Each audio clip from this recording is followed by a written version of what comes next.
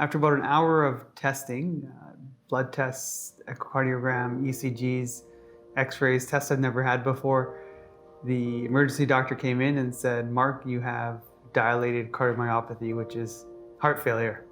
My first question was, am I going to die? I found out I was in heart failure after being sick for a long period of time and following a series of misdiagnoses. I met my first cardiologist shortly thereafter, and she looked at me and she said, "Jillian, you have heart failure.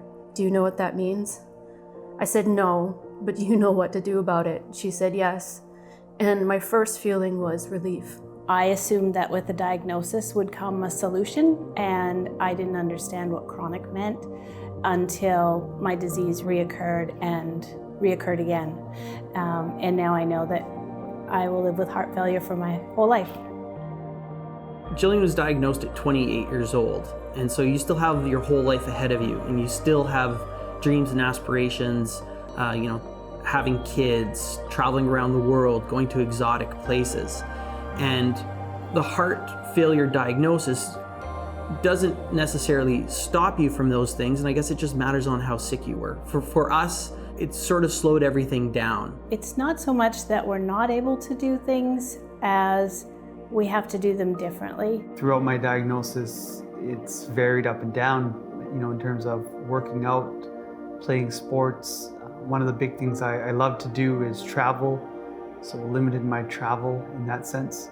I used to commute to work by bike pretty aggressively. I like to go fast and I like to be in traffic. Now, we ride on paths and we ride slower and we take breaks and we enjoy the scenery. Although Jillian was diagnosed with heart failure and she was in very bad shape, she continued on with doing her PhD studies, as did I. She continued on even though she was getting work to doing her postdoc, which I supported her in. She continued on to getting a professorship. And so when I talk about living with heart failure, we fully embraced that. That although Jillian had physical ailments, that there was nothing there that was stopping her from continuing on with life. For myself, it's continuing to go on trips, but keeping in mind that I have to look up where the local hospitals are. I have to know where the cardiologists are. I have to know if that environment is safe for me to go to. When you're told that you have heart failure, you think that your life is over. But really what it does is it just teaches you to slow down. You have to be patient.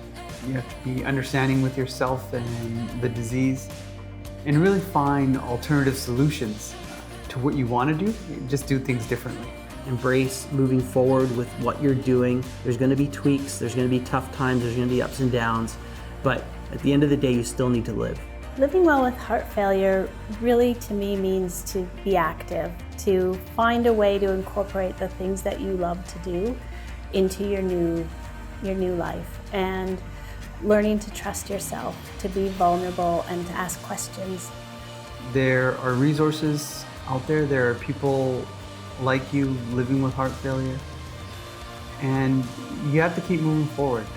And to do that effectively, I think we need to work together. We need to strengthen our voice, and we have a unique opportunity now to do that. People always talk about this new normal, but I prefer to call it a new extraordinary life. I just think it's really important to remember that you're never alone in this. I've been fortunate to find the Heartlife Foundation and benefit from the online support group and the information that they have to share and the community that they've built across Canada.